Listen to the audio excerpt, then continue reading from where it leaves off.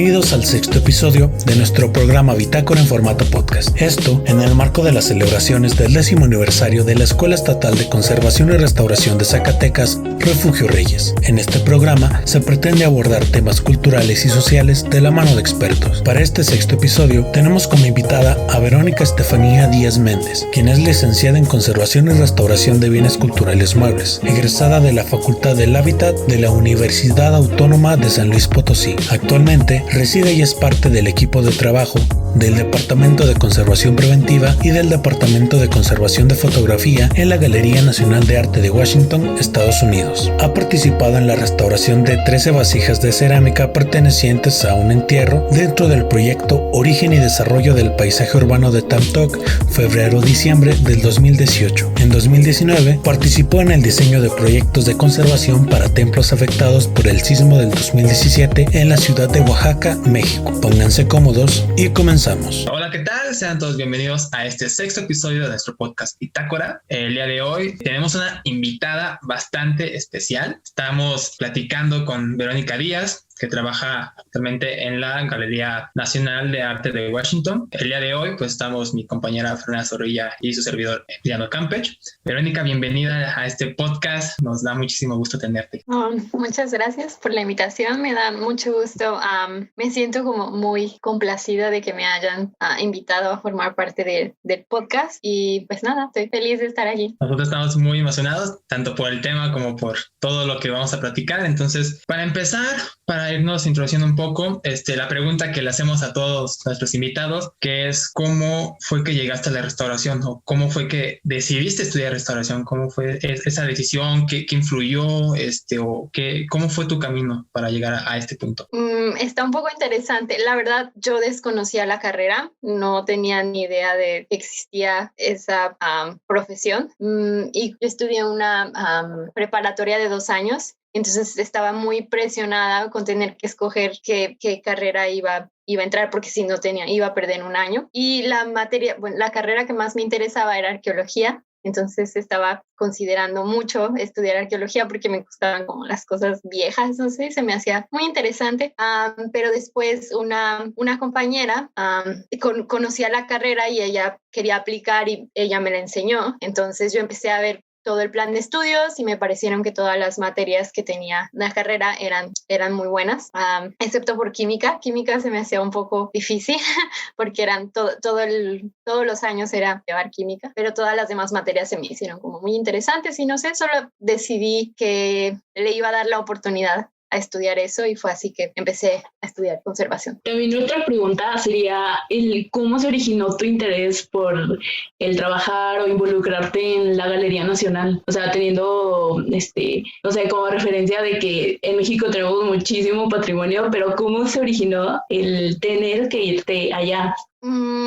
Híjole, muy interesante esa pregunta. La verdad, yo no tenía tantas ganas de venir a Estados Unidos. Estados Unidos no es como un país que se me antojaba vivir, ni venir, ni vacacionar, ni nada. No me llamaba absolutamente nada la atención, porque no sé, como que sentía que era un lugar muy como artificial. No sé cómo describirlo, pero no tenía ganas de venir para acá.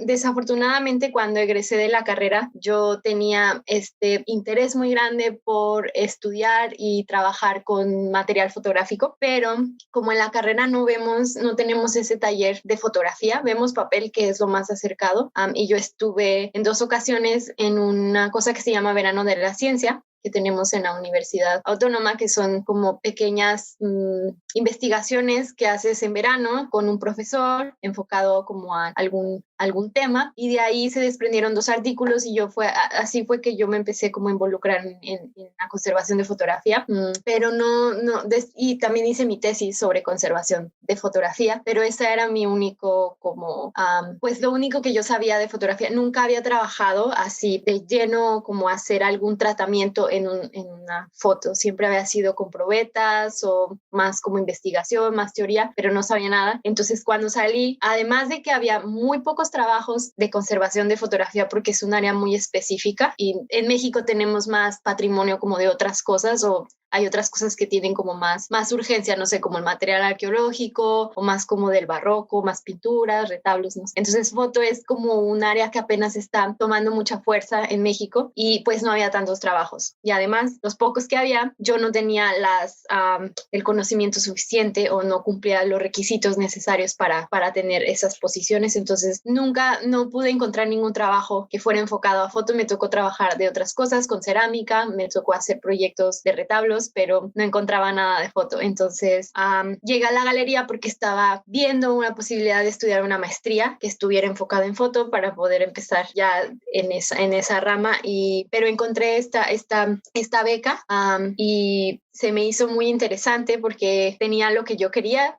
Es una capacitación avanzada, así es el nombre como de la beca. Entonces ellos ofrecían darte entrenamiento y que estuvieras ahí involucrada con el museo. Entonces lo pensé mucho. La verdad, cuando apliqué no creí que me iban a escoger porque pues acá hay como másters y hay más desarrollo en ese ámbito, hay más competencia. Entonces la verdad no me esperaba que me fueran a escoger, pero me escogieron y decidí venir porque yo sabía que si me quedaba en México me iba a ser muy, muy complicado encontrar un trabajo que tuviera lo que yo quería. Ahorita mencionas un punto creo que bastante interesante. Bueno, en capítulos anteriores nos han dicho de que, bueno, personas que han trabajado en el extranjero, de que el hecho de estudiar restauración en México te da como una gran ventaja porque abarcas gran cantidad de bienes culturales, ¿no? Como ya lo dijiste, he trabajado en retablos, cerámica, pero también hay pintura de caballete, escultura, metales, todo esto, ¿no? A comparación con otros países en donde quizás la restauración es más enfocada a un solo tipo de bien cultural. Entonces,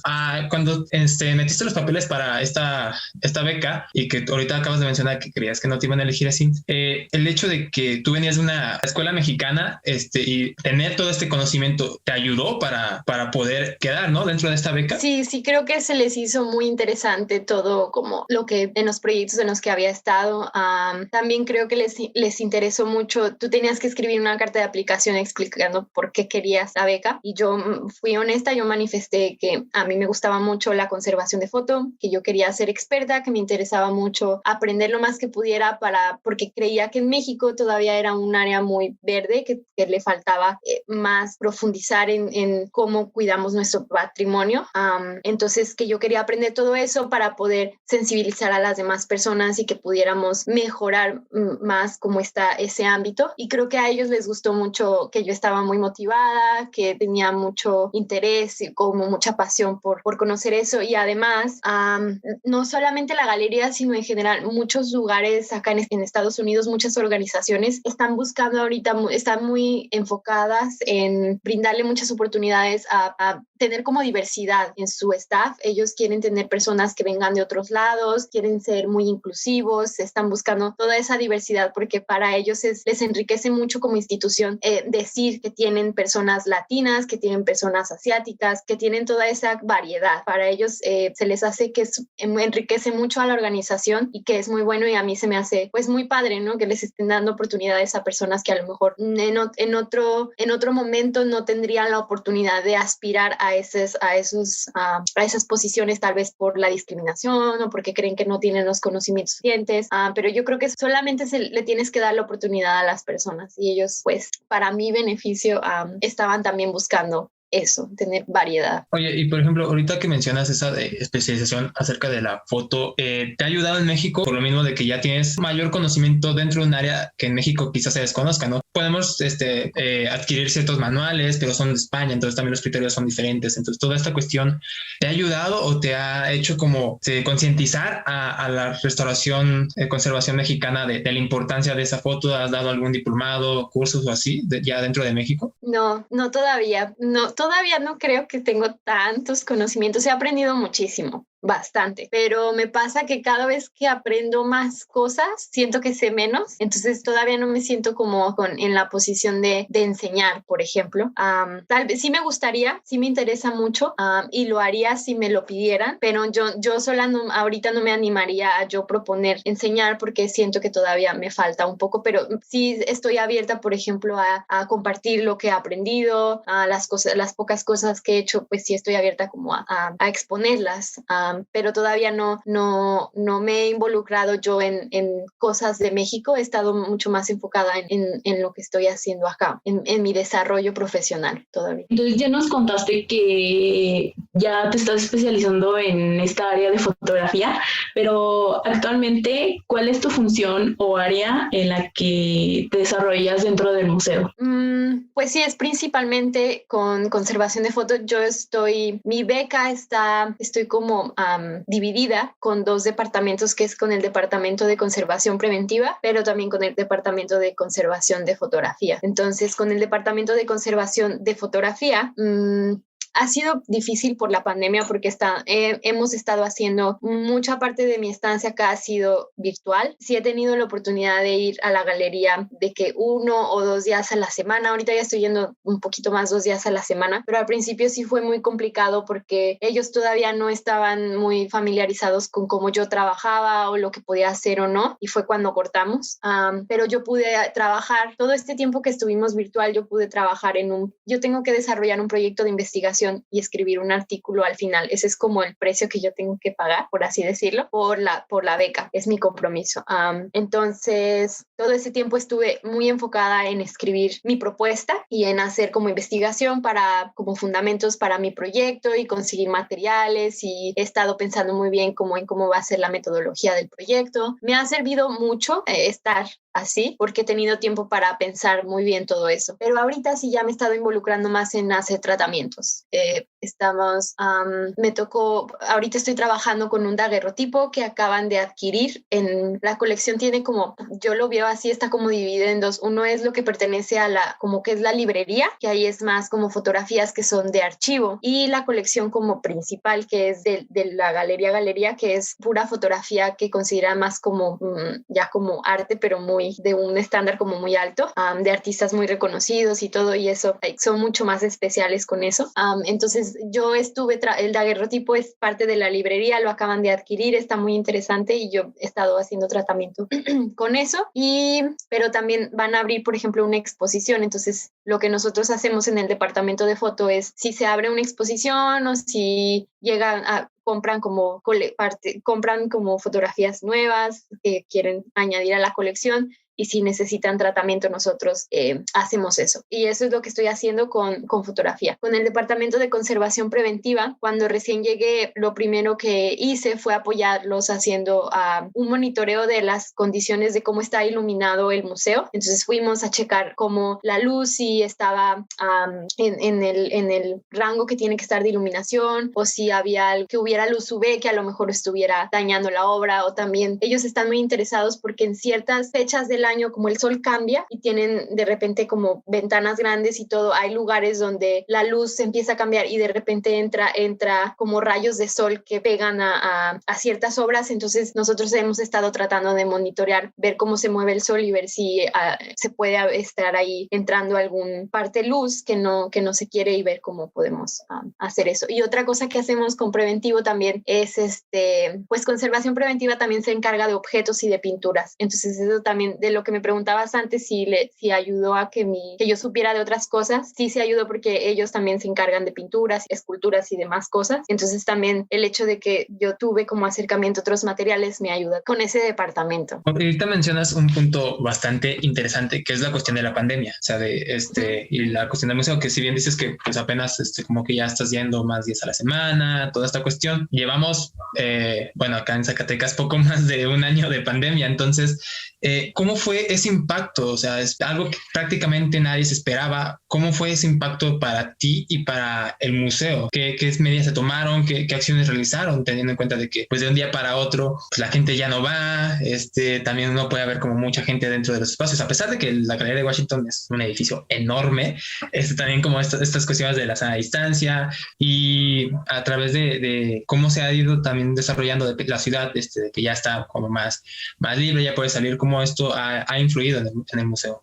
Yo pienso que ellos tenían la idea de que se iba a cerrar, pero pensaron que iba a ser nada más como por una semana o algo así. Entonces sí nos prepararon. Nosotros cerramos como a mitad de semana, creo, o un fin de semana, no estoy muy segura, pero desde el principio de semana se había estado mencionando que había la posibilidad de que se iba a cerrar. Entonces sus supervisoras me dijeron que me preparara si había algún libro o cosas que yo quisiera traerme a la casa para trabajar, que me las trajera porque se iba a cerrar y a lo mejor íbamos a estar cerrados por una semana, etcétera. Y sí, me prepararon, me dieron algunos libros, me traje unas cosas, pero todo fue muy extraño porque yo no sabía, no sé, como que fue raro, que todos nos cerraron y va a estar cerrado y así se va a quedar. Y después ya fue cuando anunciaron que no sabían cuándo iban a volver a abrir y ellos estuvieron, al principio yo no tenía acceso al correo por mi celular, pero después hay la posibilidad, tú puedes trabajar como en línea,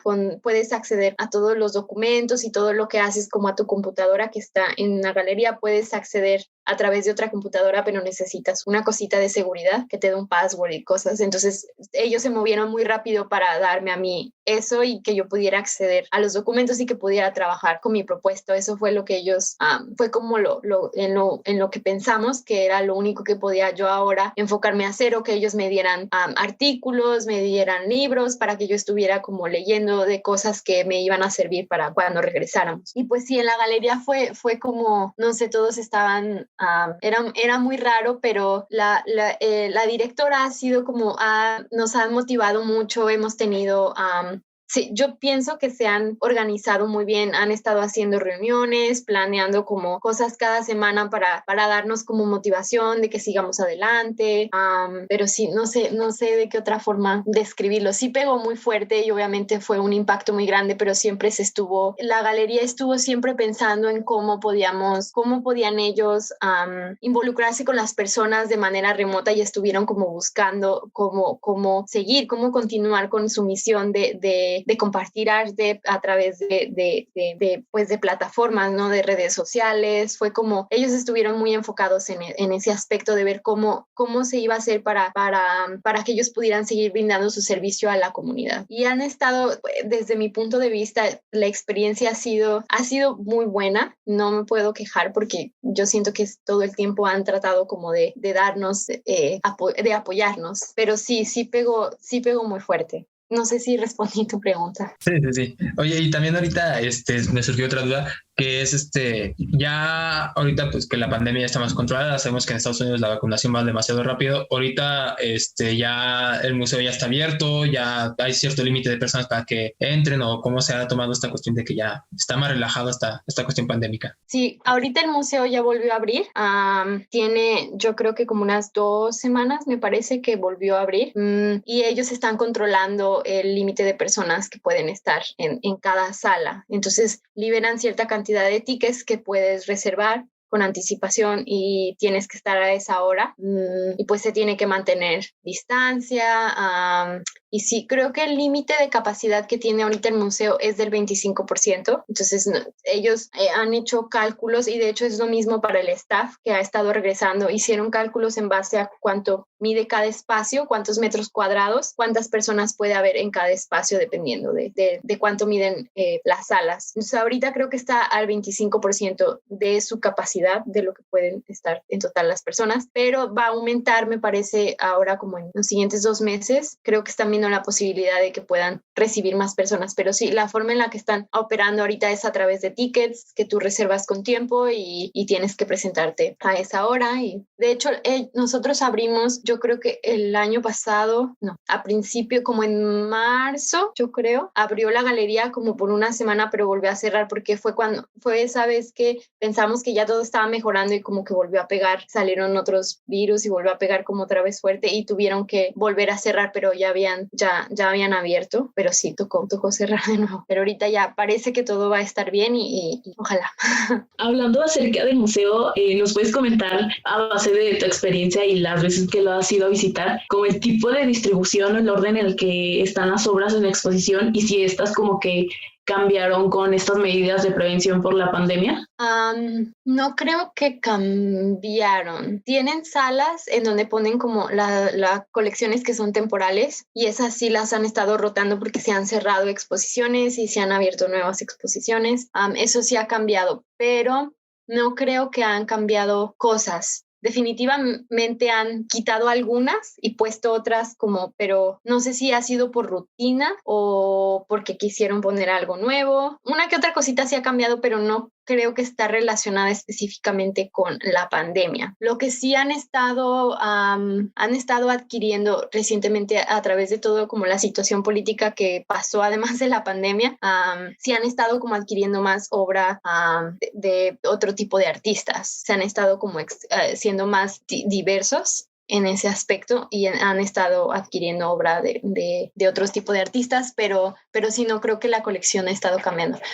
Y lo que me preguntas de cómo está acomodada la colección, está acomodada, mi entendimiento es como por estilo o por temporalidad, pero desde mi punto de vista no tiene, tú vas y puedes entrar como a cualquier sala, por así decirlo, y están como en grupos de estilo, pero no hay, desde mi punto de vista, como un discurso museográfico. A mí me gusta, y eso es algo muy personal, a mí me gusta cuando hay como una secuencia y que puedes ir como contando una historia, no sé, y siento que cuando están así como por grupos, te puedes ir por fecha y empezar como por lo más viejo y luego pasarte a lo más moderno, pero ellos no tienen como una señalética de que sigas ese orden. Y a mí no me gusta cuando hay eso, no sé, me gusta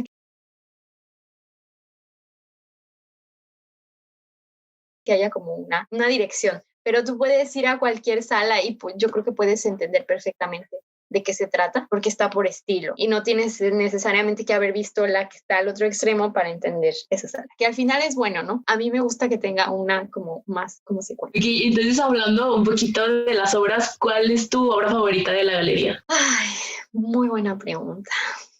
¿Cuál es mi obra favorita? No sé. Tienen en uno de los edificios, son dos edificios, el que es como el este y el oeste, y uno es más clásico y el otro hay obra más moderna. Creo que una de mis obras favoritas es una especie como de, ¿cómo le llaman? No sé cómo llamarlo, pero es una cosa que está colgada en un edificio, es como un móvil, como esas cositas que les ponen a los niños en las cunas que giran. Es una cosa así, pero es enorme y es como negra con rojo y blanco, creo. Ya ni siquiera recuerdo bien los colores. Esa cosa está muy bonita y ni siquiera me acuerdo el nombre del arquitecto que la diseñó y la hizo, pero está increíble. Y justo cuando empezó la pandemia, como estaba cerrado el edificio, lo están remodelando, decidieron que lo iban a descolgar para darle tratamiento, pero es una cosa enorme.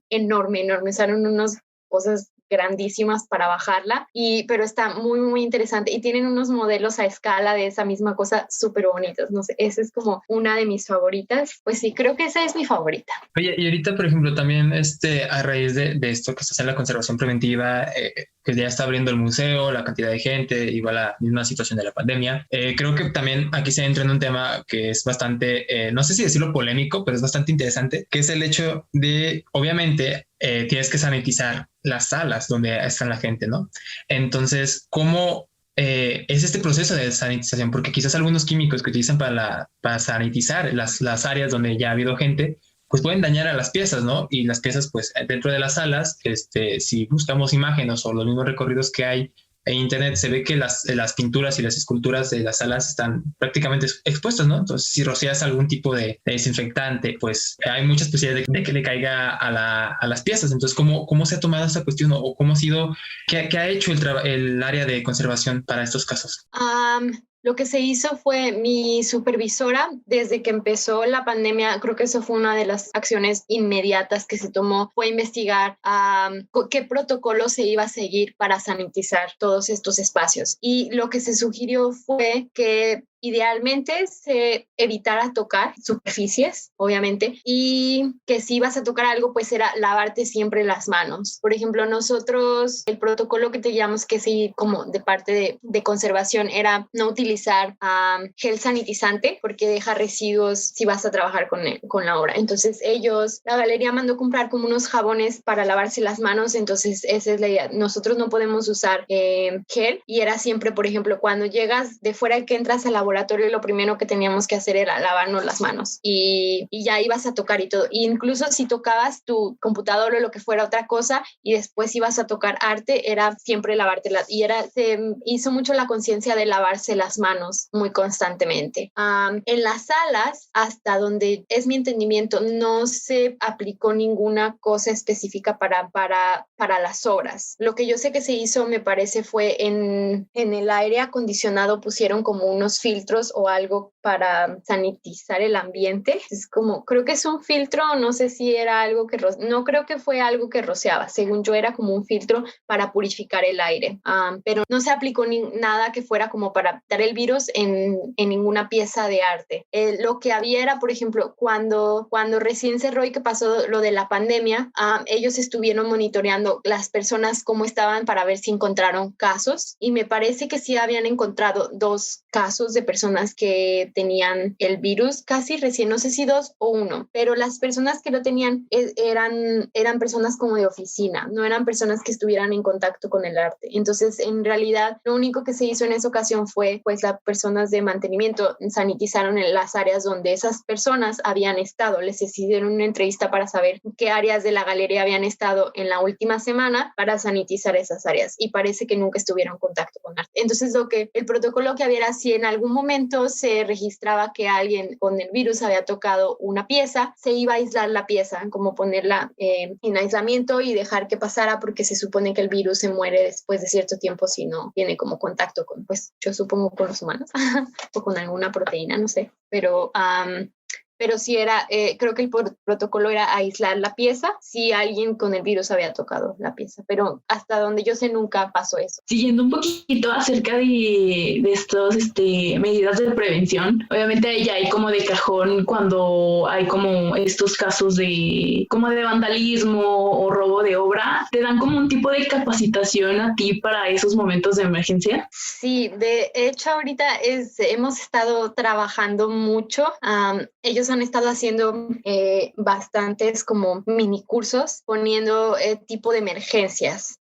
No hemos enfocado mucho en lo del vandalismo, ha sido más enfocado como a si hay algún incendio o si hay algún como de agua que se vaya a inundar o algo parecido, cómo responder ante esos casos. Y en general a cualquier emergencia siempre ha sido a quién tienes que llamar, cómo tienes que proceder. Nunca hemos enfocado en eso del vandalismo, pero ahora que pasó todo lo que estuvo de lo de George Floyd y cómo estuvo la situación aquí en el Capitolio, la galería está bastante cerca del Capitolio y lo que se hizo en esos casos pusieron como madera, por ejemplo, en todos aparte que es como de vidrio y siempre tienen como la seguridad ahí actualizada. Si pasa algo, por ejemplo, que no sé, hay algo pasando afuera y todos los que están trabajando adentro siempre nos mandan correos diciendo como de, no vayan a salir ahora o se tienen que esperar o siempre están como en constante comunicación diciéndonos para cuidarnos, ¿no? Pero sí creo que nunca nos hemos enfocado en algo como en cómo actuar si alguien hace algo a las obras, pero sí lo han mencionado y sí nos han dicho nada más como la parte principal que es como llamar a seguridad y como que es primero tú, ¿no? Y los demás, pero sí, muy interesantes. Sí, porque tenemos en cuenta de que no hemos tenido como la oportunidad de poder visitar el museo, pero en fotografía y videos como que las obras están muy, muy expuestas al público. No hay como hasta un límite de hasta dónde te puedes acercar y sí es como que también muy importante.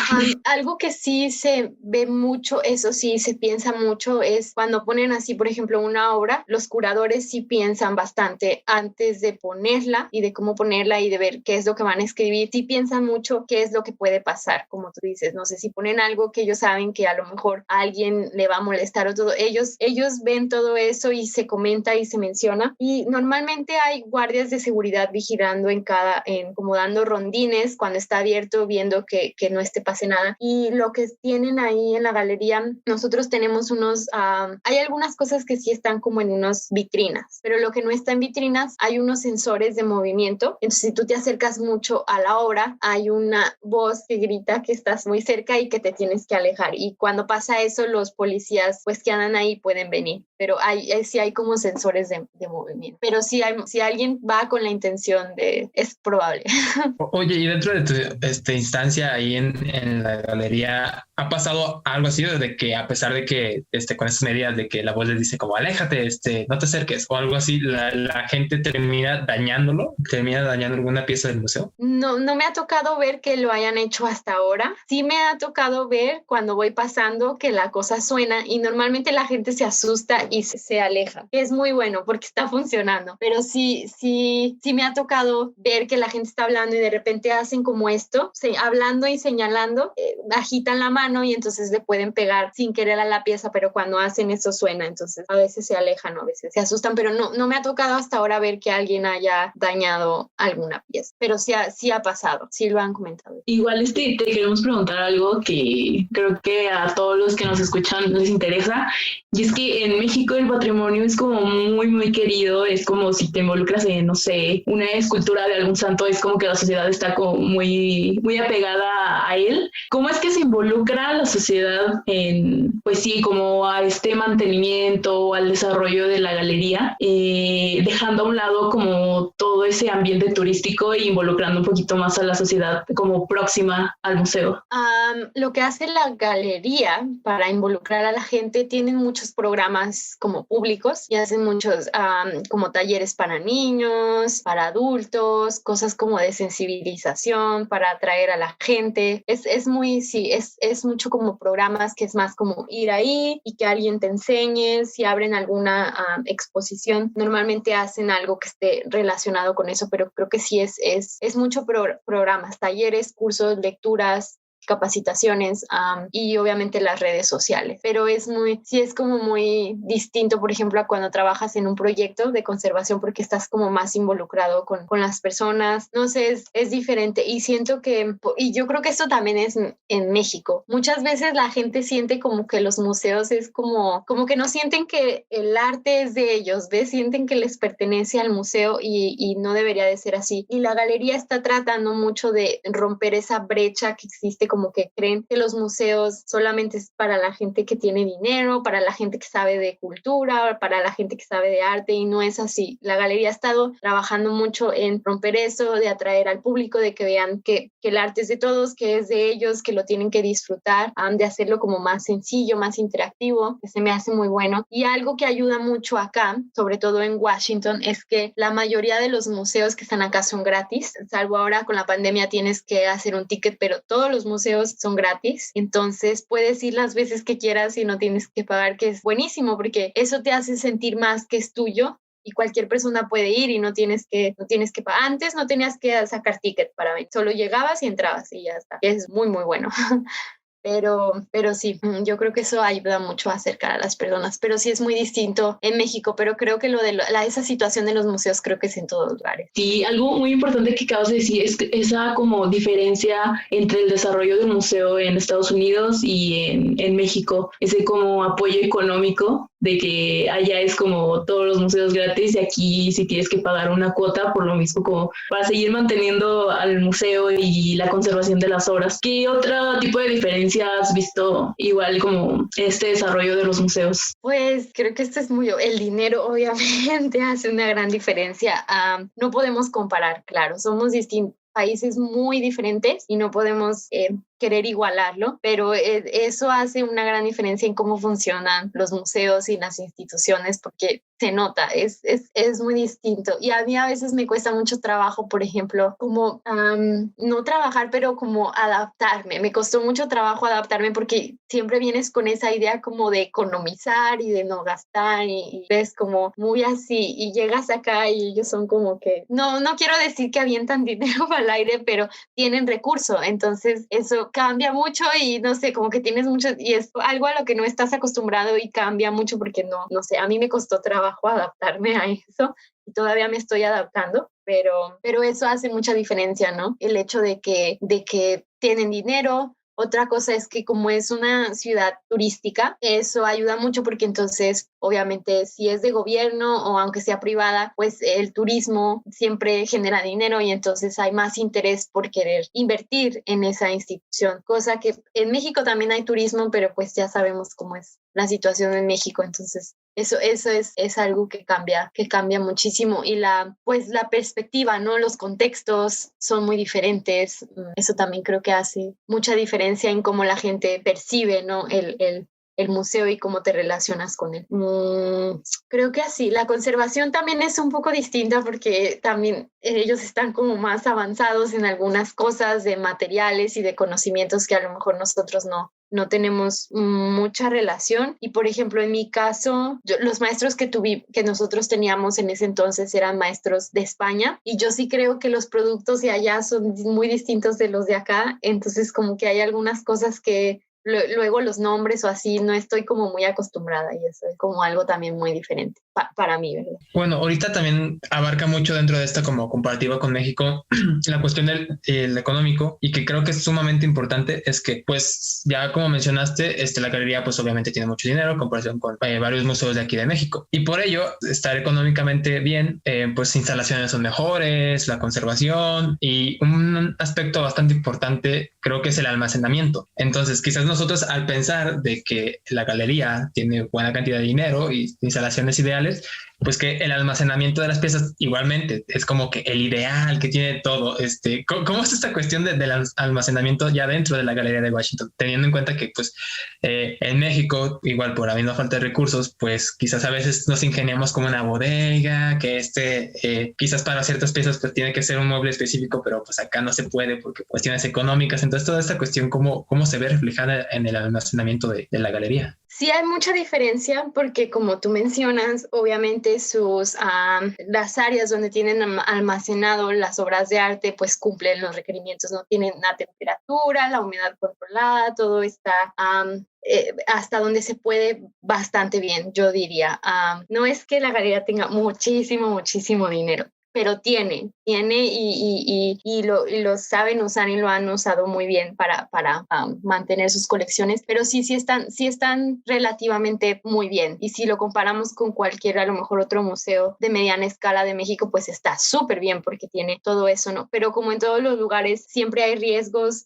Obviamente, constantemente adquieren cosas y estamos un poquito también como en sobrecapacidad de lo que tenemos, porque luego hay cosas que ya no caben y empiezan a haber problemas, pero como dije, en todos los lugares hay problemas. Y si hay, por ejemplo, salas, que algunos de esos lugares que son muy propensos a que se inunden, por ejemplo, si hay inundación, que llueva mucho, hay algunos lugares que son propensos a que se inunden, pero una de las cosas que se ha estado trabajando y ahorita, esto es muy recién, he estado formando parte de un como comité, que es hemos estado haciendo recorridos en todos esos espacios donde hay arte almacenado y obras de arte para ver qué riesgo pueden tener a esa situación y se ha estado checando. Entonces, las medidas que, por ejemplo, se van a tomar ahorita para evitar que haya como algún desastre o algo es, por ejemplo, verificar que nada esté, por ejemplo, en el piso o que las cosas más importantes estén como más arriba, pero sí hay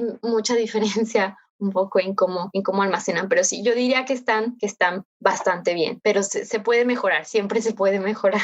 No sé si respondí tu pregunta o hay algo más específico que quieras saber sobre. No, sí, porque pues es que sabemos que dentro de la pues escuela te enseñan como las cosas ideales, ¿no? Que son una fantasía, que tiene que tener esa temperatura con este mueble, pero muchas veces aquí en México pues no se obtiene, no se puede darse ese lujo. Entonces creo que el saber cómo se maneja pues el almacenamiento en ese museo creo que es bastante interesante. Nos ayuda a ver cómo esa pues sí, gran diferencia que existe y también nos ayuda a nosotros porque creo que mucho de la restauración es ingeniería mexicana, ¿no? Que incluso tanto en campo como en museo, en talleres, la ingeniería mexicana aplicada en su máximo esplendor de que, es que me falla esto, no, pues agrega esto. Entonces creo que esta cuestión de ver cómo es el almacenamiento allá es sumamente interesante. De entrada sí tienen la humedad y la temperatura que deben de tener. Eso sí es algo que se tiene. Y sí, yo creo que la mayoría de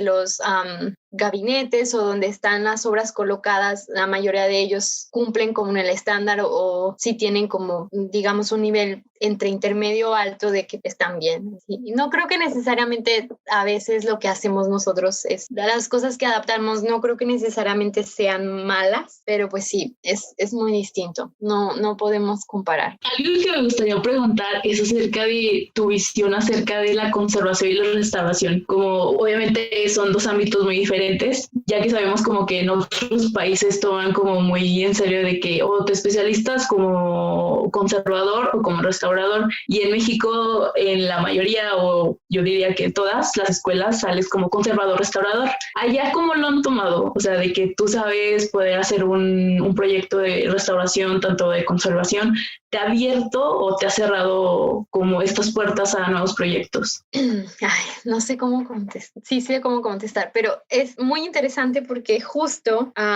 me di cuenta cuando recién llegué. Yo tengo esto es mi percepción, porque cuando llegué quería ponerme a investigar muy bien esto, pero la verdad no me he dado el tiempo de investigarlo. Pero yo creo que aquí ellos no les gusta la palabra restauración y no sé por qué. Y creo que hasta hay algo como escrito que yo pensé buscarlo para leer, ¿no? Pero no, te mentiría si te digo por qué no les gusta, pero esa es mi percepción. Creo yo que no les gusta la palabra restauración y no sé por qué. Entonces aquí generalmente se usa solamente conservador. Alguien profesional que sale solo lo llaman conservación y todos los proyectos o lo que hacen siempre es conservación. Y las pocas personas que escucho que dicen la palabra restauración es gente de otros lugares, como de Francia o de España o así, pero acá cualquier programa que te metes, cualquier cosa que lees, difícilmente encuentras la palabra restauración, pero no sé por qué. Entonces es como algo que ni siquiera, nunca he escuchado a nadie discutirlo, pero una vez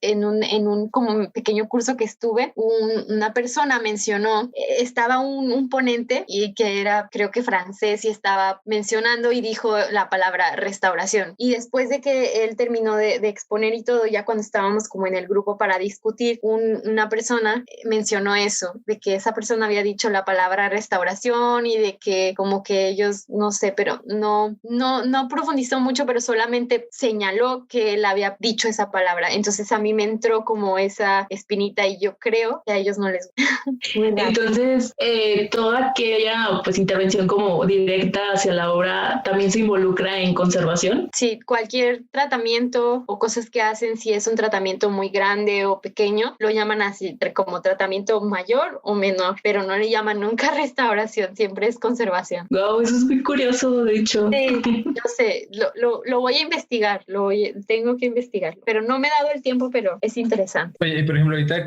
hablando de como el equipo de trabajo de esto de conservación, restauración, el equipo de conservación preventiva a donde perteneces, supongo que está conformado por gente de Estados Unidos, en tu caso de México, no sé si de alguna otra parte de Asia, de Europa. ¿Cómo ha sido enriquecimiento? O sea, obviamente tú tienes como una idea, tienes ciertos criterios, ciertas, pues sí, ¿no? Ciertas cuestiones que vienen de la restauración mexicana.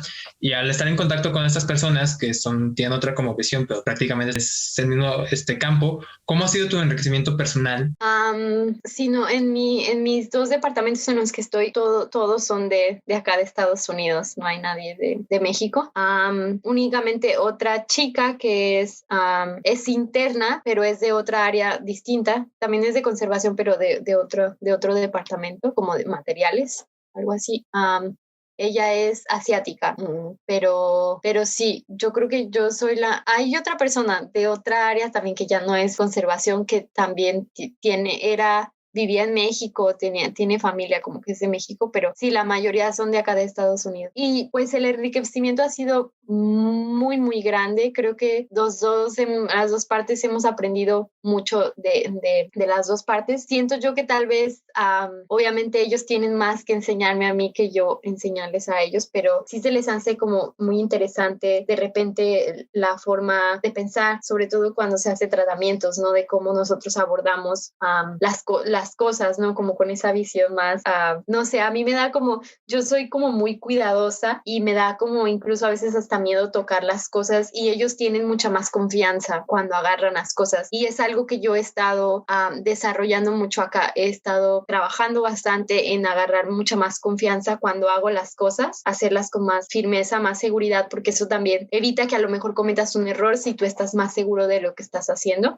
Pero sí ha sido muy enriquecedor, sobre todo, como ya dije, en la parte de los materiales. He aprendido muchísimas cosas de lo que se usa actualmente acá, de lo que a ellos les gusta, lo que no les gusta. Por ejemplo, también papeles que son como de mano presas o de lugares de acá. No sé, sí ha sido muy, muy, muy grande esa parte y obviamente también el idioma, ¿no? Como toda la cuestión cultural. Ya nos has hablado acerca de algunos proyectos en los que has participado y en el área en el que te desarrollas, pero en sí, ¿cuál ha sido como tu proyecto favorito en el que te has involucrado? Mi proyecto favorito. Creo que el de la luz se me hace muy interesante, el del monitoreo de las salas de exposición, de ver cómo está la iluminación. Se me hace muy, muy, muy interesante, pero creo que mi favorito hasta ahora ha sido el daguerrotipo.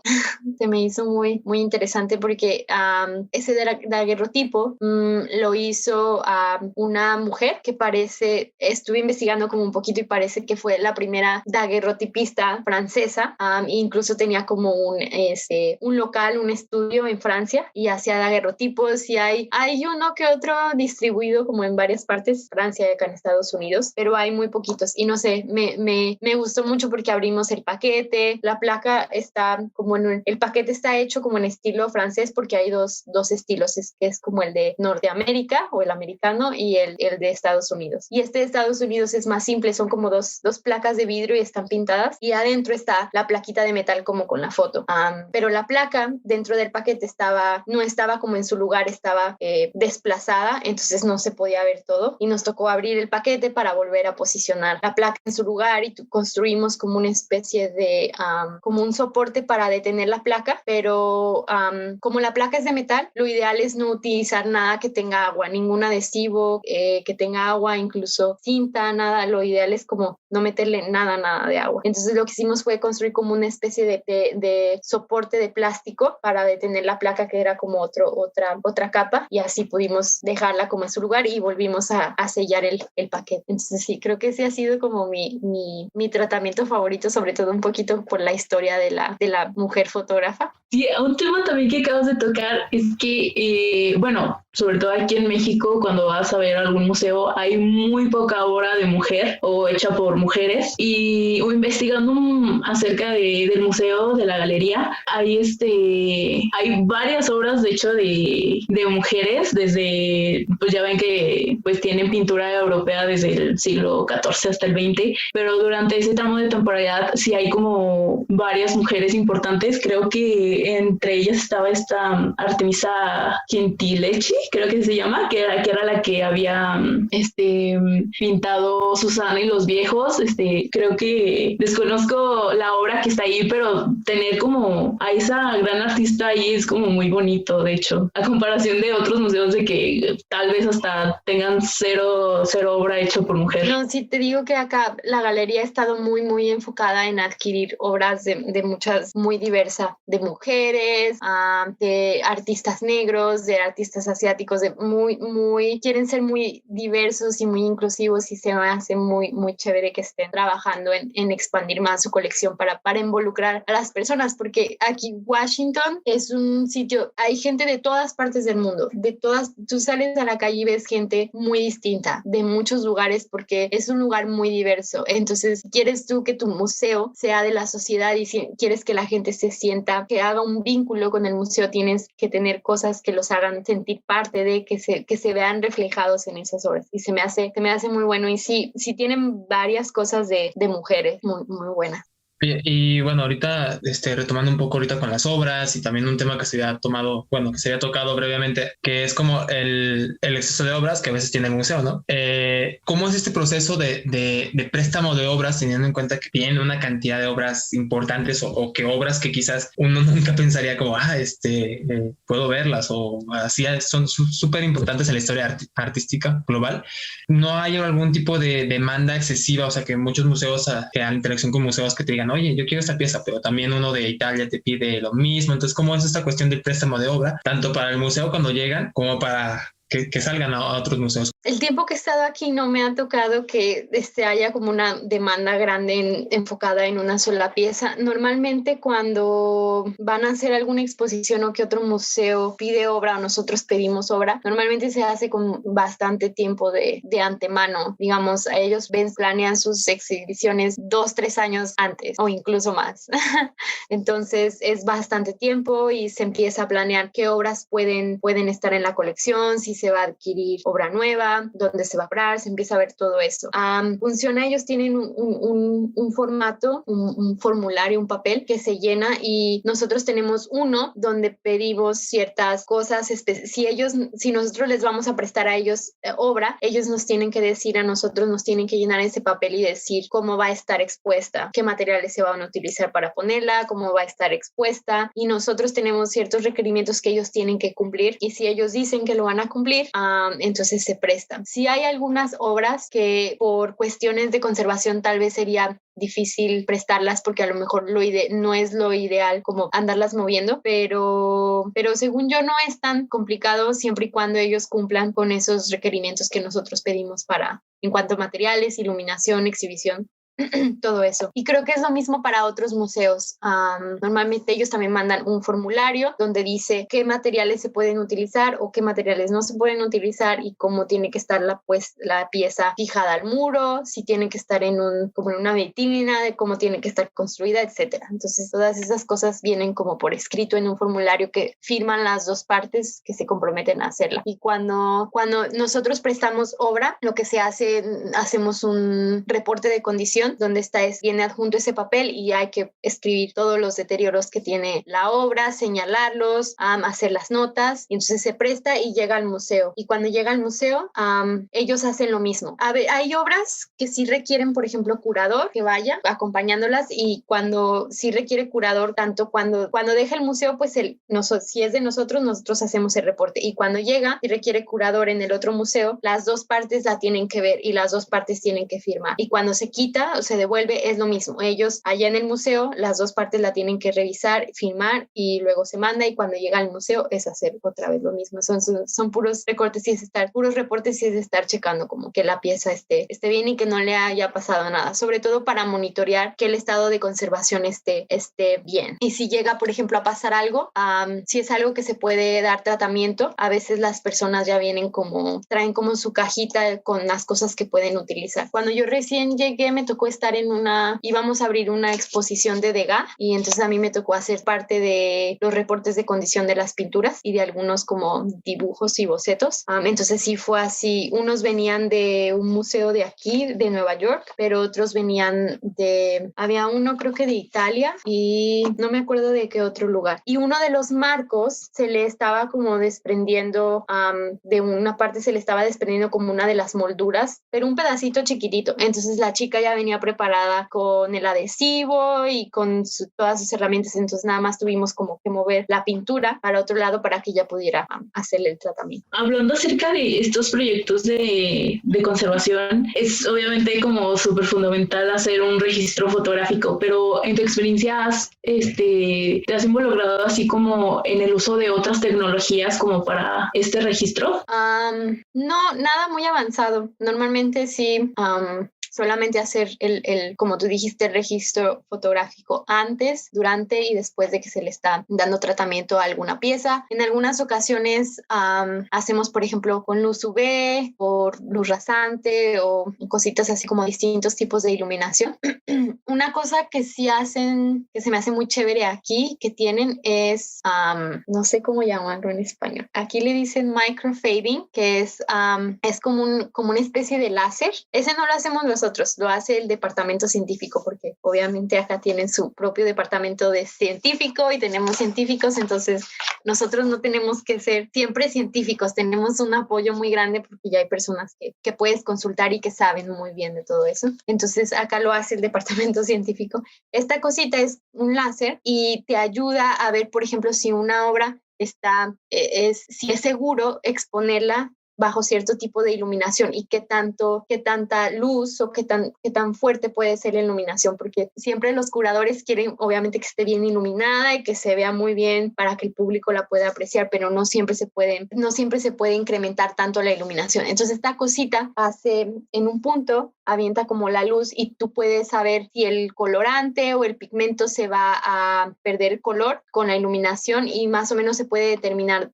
haciendo como un cálculo en qué tanto tiempo se va. Entonces esa cosa la usan casi siempre para hacer exposiciones y decir si se puede o no iluminar y qué tanto se puede iluminar. Es como la cosa más como más de tecnología en la que no he estado involucrada, pero he visto que lo hacen y me han explicado un poquito y se me hace muy, muy chévere.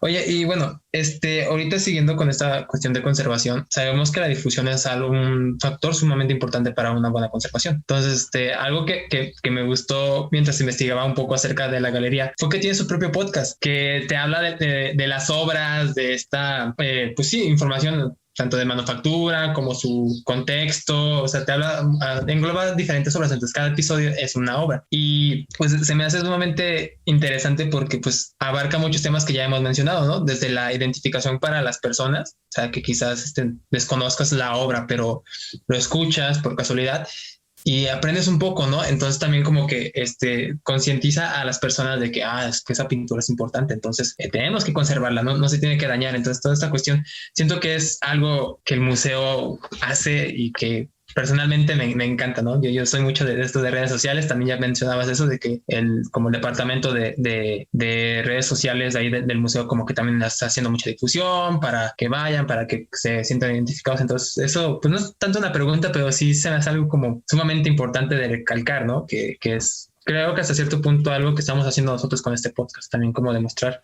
la importancia de la conservación, restauración, el por qué preservar el patrimonio. Entonces, toda esta cuestión se me hace sumamente interesante por parte del museo. Sí, creo que sí es, como tú dices, es muy, muy, muy importante. Una cosita que tal vez es como una desventaja o algo no muy padre, pero lo entiendo, es, por ejemplo, ahora que estuvo la pandemia, todo el departamento de conservación, bueno, no todo, pero había muchas personas que estaban, por ejemplo, interesadas en, no sé, cómo publicar algo o hacer algo para las redes sociales, como tratamientos o cosas que hacen los restauradores. Ves que a muchas personas les llama mucho la atención, les da mucha curiosidad saber qué pasa como detrás de escenas. Obviamente el museo tiene su política de como privacidad y hay muchas cosas que no pueden publicar, a lo mejor fotos o videos o cosas que se hacen dentro, que es ya algo muy burocrático de la galería. Eso es como algo que no me gusta de estar en una institución así grande y que tienes que seguir como todo ese protocolo, porque recién pasó la pandemia, una de mis compañeras de trabajo quería como subir una publicación de una foto que ella le dio un tratamiento y como escribir una historia, porque era una foto muy bonita, era como un lavabo de manos y había un jabón y entonces ella estaba hablando como de ahora de que nos teníamos que lavar las manos tanto y algo así, y se lo hicieron muy difícil para que pudiera, o sea, eso nunca lo publicaron en las redes sociales porque el departamento consideró que no tenía como, que no se relacionaba tanto con, no sé, como que le dieron no quisieron publicarlo, que se me hizo como no tan chévere, pero sí hay todo, por ejemplo, si quieres tú publicar algo, que publiquen ellos algo en las redes sociales o en la página, es un proceso ligeramente complicado y entonces muchos no lo quieren hacer porque si de por sí tienen mucho trabajo y luego también estar trabajando para hacer la propuesta, para que lo suban y que luego lo tienen que firmar no sé quién y es como un proceso complicado. Ese sería como un poquito una desventaja de estar en un sitio tan grande, cosa que a lo mejor no pasa si, por ejemplo, estás en un proyecto o algo donde más hay una persona más directa que tiene como el control sobre todas esas cosas. Sí, algo interesante también es que igual por este uso de pues las redes sociales, dar difusión acerca del trabajo que hacemos, a mí se me hace una carrera muy bonita y cómo se involucra mucho en la sociedad, y eso es muy importante de señalarlo y demostrarlo a todos de todo el trabajo que estamos haciendo, y que no nos den como ese espacio también está como muy relacionado a que mínimo aquí en México la carrera todavía no es muy demandada, de hecho el trabajo no es como muy reconocido aún, y se me hace una parte muy importante también ese de dejarnos a nosotros un espacio para que nos conozcan. No sé, comparando, que está muy mal también, no sé, el Museo del Prado, que hacen como estos videos hasta exponiendo a sus restauradores, cómo es que intervienen las obras, y se me hace como un tema muy interesante también de tratar. Bueno, ya vamos cerrando, ya vamos en las últimas preguntas, y esta ya es una pregunta más personal.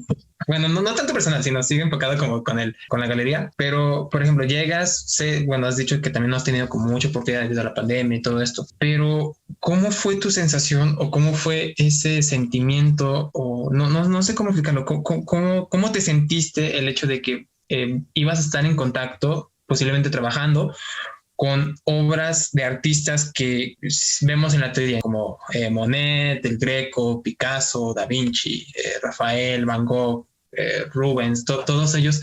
¿Cómo fue esa sensación de decir, wow, podré trabajar con una de estas obras? O sea, es esta obra que me decían en la teoría, no sé, en una clase de patrimonio de arte, que tú dices, wow, qué bonito sería intervenir esta obra, y que llegue un punto donde ya la tienes de frente, que no sé, que quizás a una obra de Van Gogh le tiene algún daño, entonces tú tienes que intervenirla. ¿Cómo fue ese sentimiento? No podría explicarlo con palabras. Se siente, no sé, me hace sentir muy muy entusiasmo, al mismo tiempo como nervio. Podría ser como de que otra vez esa como sensación como de desconfianza, de que quieres ser muy cuidadoso con la obra. Pero sí, la verdad es que cuando recién llegué, y todavía hasta la fecha me cuesta a veces trabajo creer que estoy ahí, como que siento como si fuera todo como que estoy soñando o algo así, porque no se ve, y como tú dices, muchas de esas piezas, muchos de esos artistas, los vi, los escuché cuando tomábamos historia del arte, y ahorita es como dices, wow, estoy aquí, estoy viendo esto ya no como en una imagen, sino en la vida real, y se siente muy padre. Y algo que voy a compartir muy relacionado con eso, quizá algo como personal, no sé, bueno, no tanto personal, pero se me hace chistoso, es que ahora como íbamos a abrir el museo, en cada departamento de conservación le corresponde limpiar el polvo de las pinturas de ciertas salas. Entonces a mí me asignaron unas salas y me tocó estar quitando el polvo de unas pinturas de Cézanne y de Monet, y entonces, pero cuando llegué y vi que eran como de la parte de los impresionistas, llegué y dije, wow, me toca limpiar el polvo, y estaba muy emocionada nada más por tener que quitar el polvo ni siquiera de la pintura, nada más de los marcos. Y yo estaba como soñando, y mi otra compañera estaba como que no, ella ni siquiera nada, ella estaba muy casual limpiando, y todas estaban como, ay, nos toca hacer esto, como con flojera, porque pues obviamente sus enfoques son otros, y yo estaba nerviosa, entusiasmada, y lo estaba haciendo con mucho cuidado, y los demás como que no, no los vi con ese entusiasmo, pero no sé, se sintió muy bonito tener que estar nada más limpiando el polvo de los marcos de las pinturas, ni siquiera las pinturas. Es muy chistoso. Se me da mucha risa eso.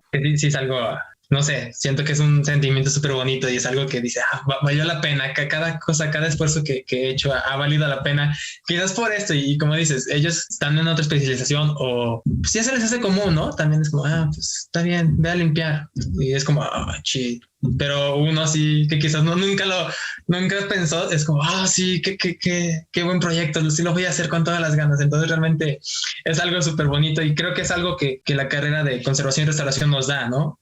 Que llegar a esas partes o tocar esos objetos que nunca pensamos, es decir, voy a intervenir eso. Entonces, esa sensación creo que es de las recompensas más bonitas que da esta carrera, sin duda. Sí, es como una sensación también de poder, porque incluso tenemos en la galería del staff, hay gafetes que tienen como un marco de color distinto y eso dice si puedes o no tocar arte o de qué departamento eres. Entonces los de restauración pues tienen el gafet que tienen la autorización de que tú puedes ir y tocar arte y se siente, ahora que estuvimos haciendo el monitoreo de la luz, pues obviamente íbamos y nos acercábamos a las salas y a veces sonaba esa voz que les dije que es como el sensor, pero no sé, se siente muy cool porque estás ahí y luego hay gente que está pasando y te está viendo como acercándote y tú te sientes como de, ay, yo puedo tocarlo y tú no.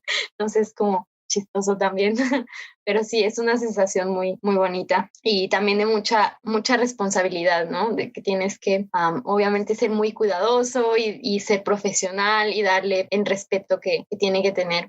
Pues bueno, ya para ir finalizando, tenemos una pequeña actividad, una dinámica así chiquitita, que está fácil y divertida. Fernanda y yo te vamos a dar una palabra y tú nos dices lo primero que se te venga a la mente. O sea, no importa que así que si no tenga nada que ver, ¿no? Que preguntamos como Europa y dices taco, no le hace, o sea, así es la primera que se venga a la mente. Entonces, Ok, sería fotografía. ¿Cámara? Washington. No sé. No puedo creerlo. Estoy en blanco. No sé. Rayos. Georgetown. Solo es como un barrio. Es lo único que se me ocurrió. Lo siento. México. México. Enchiladas. Museografía. Iluminación. Y ya por último sería restauración. Pincel.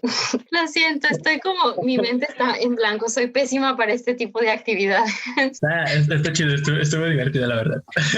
Bueno, ya algunas palabras, algún consejo que quieras darle para todas las personas que nos están escuchando, que dicen como que quiero estudiar, quiero trabajar en otro lado, o ni mismo de la carrera. Que les entusiasme.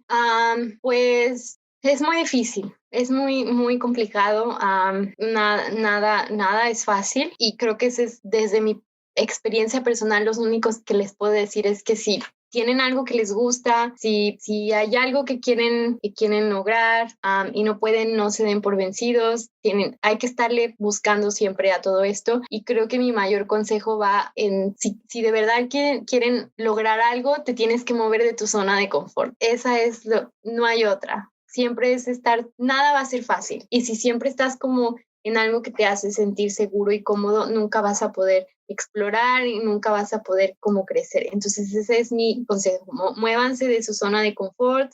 Si tienen miedo de hacer algo, lo tienes que hacer, tienes que romper esos miedos porque si no puedes. Y lo digo de mi experiencia personal porque como dije, yo no quería venir a Estados Unidos, no me gustaba, era pésima con el idioma, todavía yo creo que me cuesta mucho trabajo, pero me toca porque si no estaría en México trabajando a lo mejor en un proyecto de pintura, de cerámica, que no está mal, pero no es lo que yo quiero hacer. Entonces hay que buscarle, hay que echarle. Y otra cosa es un consejo muy grande, y esto lo quiero decir para todos los conservadores que están allá afuera y que a lo mejor están escuchando, es que nosotros toda la comunidad de conservadores tenemos que aprender a valorar nuestro trabajo. Yo creo que en México hay un problema bien grande de que lo que se le paga a un conservador, independientemente de si tiene mucha o poca experiencia, yo creo que es muy poco. Y no lo digo porque esté en un lugar, no lo digo porque esté en Estados Unidos y porque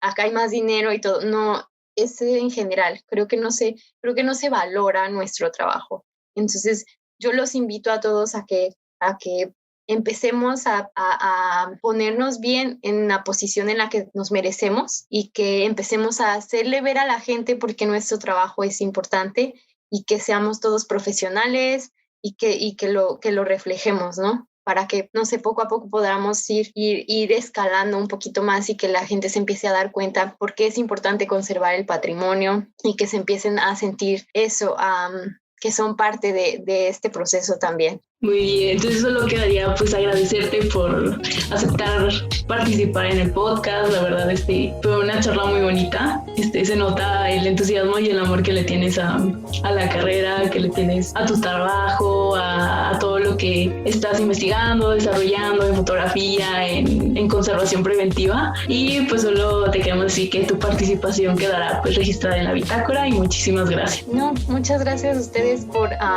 haberme invitado. Muchas gracias por hacer estos podcasts. Creo que es algo muy ingenioso, creo que es algo muy bueno y pues nada, espero que les vaya muy bien con esto y que en un futuro sigan haciendo más este tipo de cosas y pues nada, cualquier cosa que necesiten, que a lo mejor quieran saber más, por favor siéntanse con la libertad de buscarme, de contactarme. Creo que para eso estamos, somos compañeros de área, entonces pues sí, si en algún momento necesitan algo, por favor. Y nada, otra vez muchas gracias por abrir estos espacios de diálogo que me hacen muy buenos. Gracias a ti y realmente esperamos que no sea la última oportunidad para colaborar contigo. La verdad, como dijo Fernanda, fue una plática increíble y pues ojalá en un futuro cercano podamos colaborar otra vez y estar otra vez en contacto. Muchísimas gracias y pues nos vemos en el siguiente episodio de Bitácora. Les recordamos seguirnos en todas nuestras redes sociales, en Facebook como Escuela Estatal de Conservación y Restauración de Zacatecas Refugio Rey, en Instagram y Twitter como @ESYRZRR. Nos vemos en el próximo episodio de Bitácora.